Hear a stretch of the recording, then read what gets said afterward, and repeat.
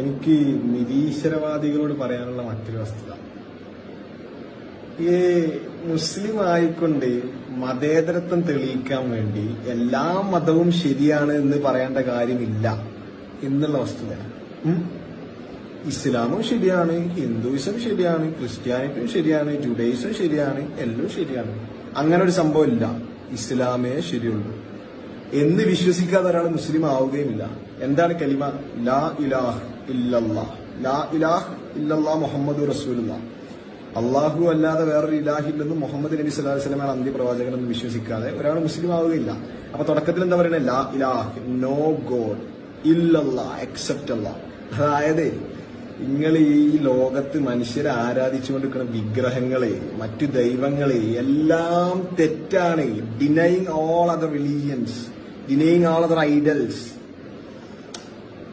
എന്ന് പ്രഖ്യാപിക്കുകയാണ്. എന്ന് പ്രഖ്യാപിച്ചതിന് ശേഷമാണ് പറയുന്നത് ഇല്ലല്ലാ, അക്സെപ്റ്റ് അല്ലാഹ്. അതാണ് ഇവിടെ 5 വക്ത് പള്ളിയിൽ കേൾക്കണേ, ബാങ്ക്. അതിന്റെ അർത്ഥം അറിയില്ലല്ലോ. അപ്പൊ അതിന്റെ അർത്ഥം ഉൾക്കൊണ്ടുകൊണ്ട് ഒരു മുസ്ലിമായി ജീവിച്ചാൽ മതേതരനാവൂല എന്നുള്ള സംഭവങ്ങളെ മനസ്സിലുണ്ടെങ്കിൽ തെറ്റാണ്. എനിക്ക് അങ്ങനല്ല, എല്ലാ മതവും ശരിയാണ്, ഇസ്ലാമും ശരിയാണ് എന്ന് പറഞ്ഞുകൊണ്ട് മതേതരത്വം തെളിയിക്കേണ്ട ഗതികേട് ഇല്ല. അതായത് ശരി അതൊന്നേ ഉള്ളൂ, തെറ്റ് തെറ്റ് തന്നെയാണ്.